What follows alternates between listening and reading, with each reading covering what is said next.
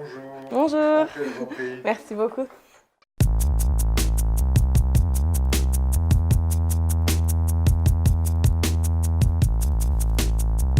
Donc je suis Pierre Mérat, je suis avocat. Je travaille beaucoup avec des associations antiracistes et d'une manière générale, je suis avocat également de certaines associations qui défendent les libertés publiques. Parce que les mots « bamboula », d'accord, ça ne doit pas se dire, etc. Ça reste encore à peu près convenable.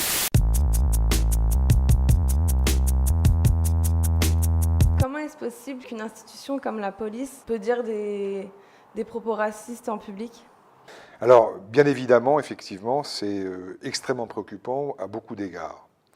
D'abord parce que l'expression est profondément raciste.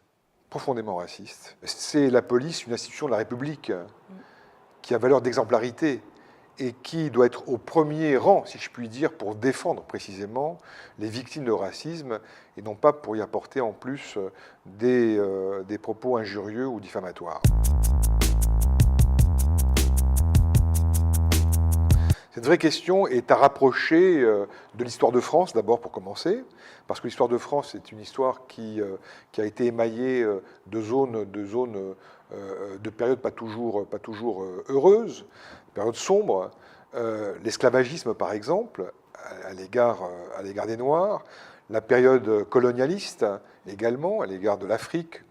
Ça a été autant de périodes de l'histoire de France où le racisme s'est institutionnalisé. Les droits n'étaient pas les mêmes pour les Noirs que pour les Blancs. Les droits n'étaient pas les mêmes pour les indigènes d'Afrique du Nord que pour les Européens. Pour la même infraction, il y avait des sanctions différentes, beaucoup plus graves d'un côté que de l'autre. Aujourd'hui, il y a encore, et cette problématique en témoigne, en atteste, il y a encore effectivement un racisme d'État. Un racisme institutionnel. On le voit à travers quoi?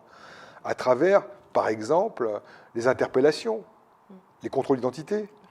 On sait pertinemment que lorsqu'on est, entre guillemets, une minorité visible, c'est-à-dire noire ou d'origine arabe, on sait pertinemment qu'on a beaucoup plus de chances d'être contrôlé une fois, deux fois, plusieurs fois par jour, quelquefois même, quand il y a du harcèlement policier, que lorsque, effectivement, on ne fait pas partie de ces minorités visibles.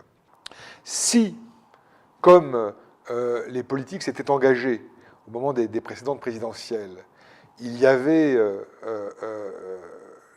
l'obligation pour le policier qui contrôle de délivrer un récépissé à celui qui est contrôlé, eh bien, il suffirait qu'il le contrôle 10 fois et qu'il prenne les 10 récépissés dans la même journée pour dire, voilà, j'ai la preuve du harcèlement dont je fais l'objet.